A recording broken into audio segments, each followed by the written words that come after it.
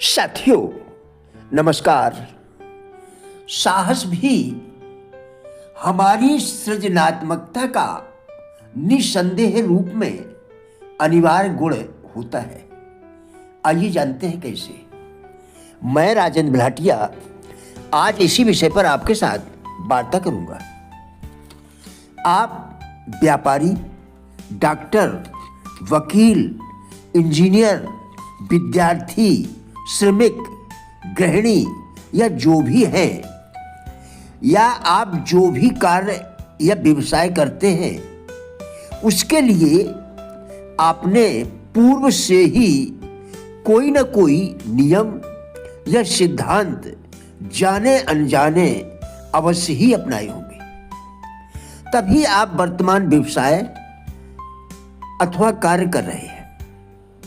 लेकिन क्या आप अपनी वर्तमान स्थिति से या अपने सिद्धांतों से संतुष्ट हैं? यह जानने के लिए आप अपने आप से निम्नलिखित प्रश्न करिए। क्या आप अपने कार्य से अपनी इच्छा अनुसार सफल हैं? क्या आपके कार्य से आपके साथी, व्यवसाय एवं घर दोनों में ही संतुष्ट है? क्या आपके मिलने जुलने वालों में आपकी अच्छी छवि है? यदि इनमें से किसी भी प्रश्न का उत्तर ना में है, तो उस ना का कारण और कुछ नहीं, सिर्फ आपके जीवन जीने के तरीकों या जीवन मार्गदर्शक सिद्धांतों में कोई त्रुटि या कमी है। जब तक आपके पास उक्त तीनों प्रश्नों का एक संतुष्टिप्रद उत्तर नहीं होगा, तब तक आपको संतोष या पूर्ण सुख प्राप्त नहीं हो सकता। यदि आपको किसी और का कोई तरीका उपयुक्त लगे तो बेहिचक उसे अपनाएं, किंतु किसी का अंधानुकरण कभी भी न करें। वैसे तो प्रत्येक व्यक्ति का जीवन जीने का अपना तरीका होता है, अपने सिद्धांत होते हैं। फिर भी निम्नलिखित सुझाव सभी के लिए उपयोगी हो सकते हैं। पंडित जवाहरलाल नेहरू का यह कथन बड़ा उपयोगी है कि जीवन विकास का सिद्धांत है, स्थिर रहने का नहीं। इसलिए हमेशा कर्मशील रहें। कर्म का दामन किसी भी परिस्थिति में न त्यागें। कर्म का मतलब केवल शारीरिक सक्रियता ही नहीं, बल्कि कर्म विचारों में भी रहता है। जिस कार्य में आप असमंजस में हो तथा किसी निश्चित फैसले पर पहुंचने में कठिनाई महसूस कर रहे हो, तो अपने शुभचिंतकों या विश्वसनीय लोगों से सलाह मशवरा करें। तत्पश्चात अपने मस्तिष्क का उपयोग कर स्वयं की जिम्मेदारी पर निर्णय लेने का प्रयत्न करें। या तो कोई जिम्मेदारी ले, नहीं तो यदि ले तो उसे अवश्य निभाएं। या तो जिम्मेदारी ले नहीं, और यदि ले तो उसे अवश्य निभाएं। खुले और ग्रहणशील मन में ही सृजनात्मक संभावनाएं हिलोरे मारती हैं, जबकि संकीर्ण एवं आग्रहों से भरे मन में ये खिलने से पहले ही मुरझा जाती है। मनुष्य के व्यक्तित्व में लचीलापन भी आवश्यक है, क्योंकि कट्टरता सृजन में बाधक बनती है। चिंतन की मौलिकता एवं स्वतंत्र सोच सृजनात्मक का ठोस आधार माना गया है।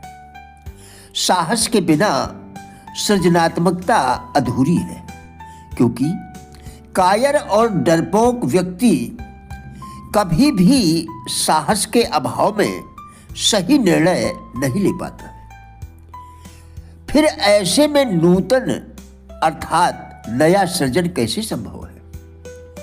एक सृजनात्मक व्यक्ति अंतः प्रेरणा से प्रेरित होकर कार्य करता है। उसके तार हृदय से जुड़े होते हैं, साथ ही उसकी सोच को समग्रता होती है, साथ ही उसकी सोच में समग्रता होती है।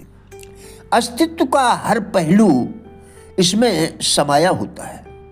महापुरुषों का कथन है, व्यक्तित्व से अलग अस्तित्व बनता है, व्यक्तित्व से अलग अस्तित्व बनता है। निसंदेह उपरोक्त गुणों के साथ कुछ कर गुजरने की महत्वाकांक्षा भी आवश्यक है। महत्वाकांक्षी व्यक्ति में निष्पक्ष भाव, राग द्वेष से यथासंभव दूरी बनाकर रखता है। एक सृजनात्मक व्यक्ति आदर्श रूप में पूरी विश्व मानवता का सर्वोपरि प्रतिनिधि होता है और आशा, उत्साह एवं ऊर्जा से भरा होता है। रचनात्मक क्षमताओं को बढ़ाने के संदर्भ में कुछ सामान्य उपाय इस प्रकार हैं। सबसे पहले तो अपनी जिज्ञासा का भाव जगाए रखें और बीच बीच में इसे धार देते रहें। इसके लिए खूब अध्ययन करें, क्योंकि अध्ययन बुद्धि के कपाट खोलता है। स्वाध्याय के साथ सत्संग को भी अपनाएं।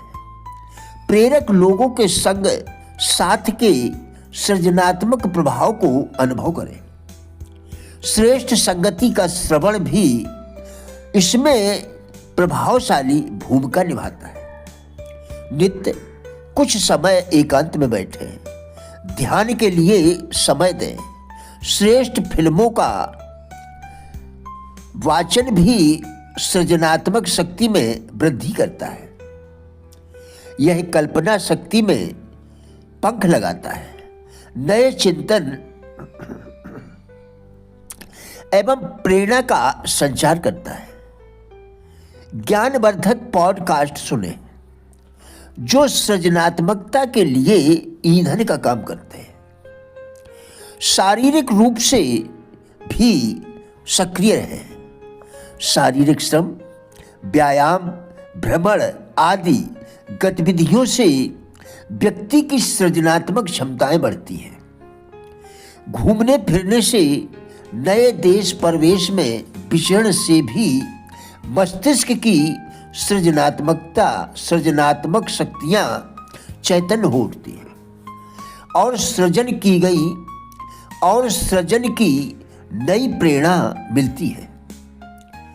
एक बार की बात है कि एक चोर के पिता ने मरते समय अपने पुत्र से कहा, यदि तुम्हें अपने व्यवसाय में सफल होना है तो कभी कीर्तन और साधुओं के उपदेशों में मत जाना। यदि ऐसे स्थानों पर जाना ही पड़े तो अपने कान बंद रखना। संयोग से उस चोर ने एक समय तीर्थंकर महावीर स्वामी को उपदेश करते देखा तो उसने तुरंत अपने कानों में उंगली डाल ली, परंतु उसी समय उसके पैर में कांटा चुभ गया। उसने एक हाथ से कांटा निकाला। इसी बीच तीर्थंकर के उपदेश का यह अंश उसके कानों में पहुंच ही गया कि देवताओं के शरीर की छाया नहीं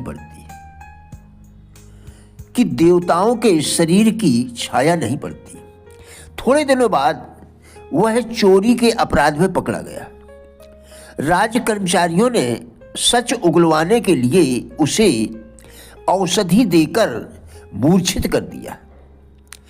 चोर की जब मुद्रा जागी तो उसने खुद को अपने चारों ओर मणिजटित मंडप, अद्भुत अद्भुत वृक्ष और बहुमूल्य वस्त्र भूषणों से सुसज्जित स्त्रियों को देखकर दंग रह गया।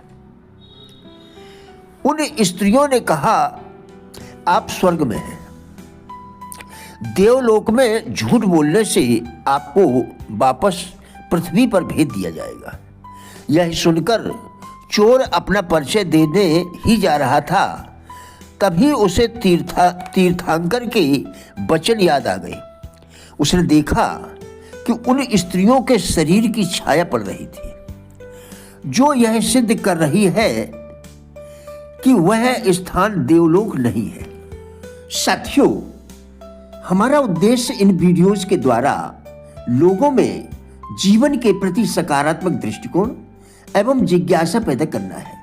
कृपया वीडियो पूरा देखकर विचार करें, क्या यह आपके लिए उपयोगी है? यदि हाँ, तो कृपया वीडियो लाइक, शेयर व चैनल को सब्सक्राइब करके हमारा भी उत्साह बढ़ाएं।